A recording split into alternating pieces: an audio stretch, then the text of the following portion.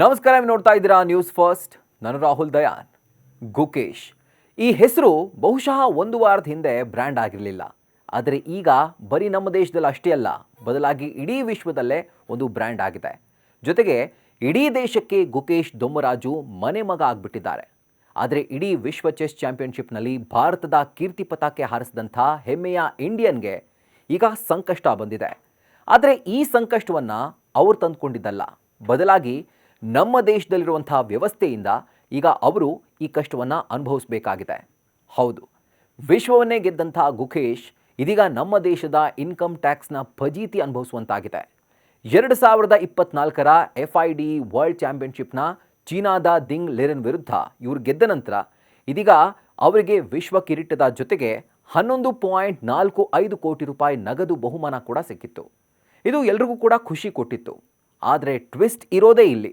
ಯಾಕಂದರೆ ನಮ್ಮ ದೇಶದ ಇನ್ಕಮ್ ಟ್ಯಾಕ್ಸ್ ಆ್ಯಕ್ಟ್ನ ಸೆಕ್ಷನ್ 194B ರೂಲ್ ನಂಬರ್ 26ರ ಪ್ರಕಾರ ಯಾವುದೇ ಲಾಟ್ರಿಯಲ್ಲಿ ಗೆದ್ದಂಥ ಹಣ, ಕ್ರಾಸ್ವರ್ಡ್ ಪಜಲ್ಗಳಲ್ಲಿ, ಕಾರ್ಡ್ ಗೇಮ್ಗಳಲ್ಲಿ ಅಥವಾ ಈ ರೀತಿಯ ಯಾವುದೇ ಆಟದಲ್ಲಿ, ಚೆಸ್ ಬೋರ್ಡ್ ಆಟಗಳಲ್ಲಿ ಗೆದ್ದಂಥ ನಗದು ಹಣವನ್ನು TDS ಅಂದರೆ deduction of tax at source ಆಗತ್ತೆ ಅಂತ ಹೇಳಿ ಈ ಒಂದು ರೂಲ್ ತಿಳಿಸುತ್ತೆ.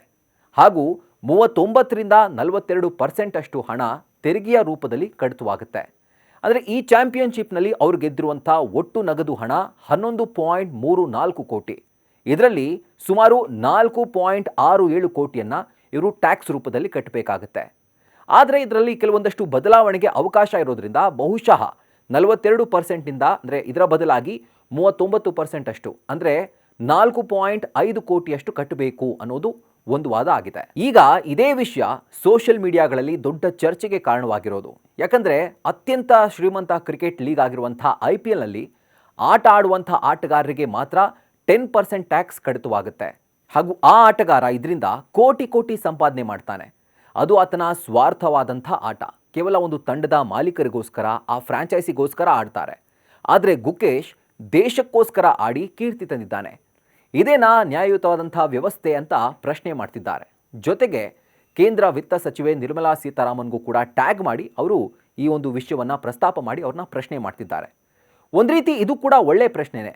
ಯಾಕಂದರೆ IPL ಅಂಥ ಟೂರ್ನಮೆಂಟ್ಗಳಲ್ಲಿ ಆಡೋರಿಗೆ ಕಡಿಮೆ ಟ್ಯಾಕ್ಸ್ ಡಿಡಕ್ಟ್ ಆದರೆ ದೇಶಕ್ಕೋಸ್ಕರ ಆಡುವಂಥ ಗುಕೇಶ್ಗೆ ಯಾಕೆ ಅವಕಾಶ ಇಲ್ಲ? ನೋಡೋಣ, ಈ ವಿಷಯ ನಿಜಕ್ಕೂ ಸರ್ಕಾರದ ಗಮನ ಸೆಳೆಯುತ್ತಾ ಅಂತ.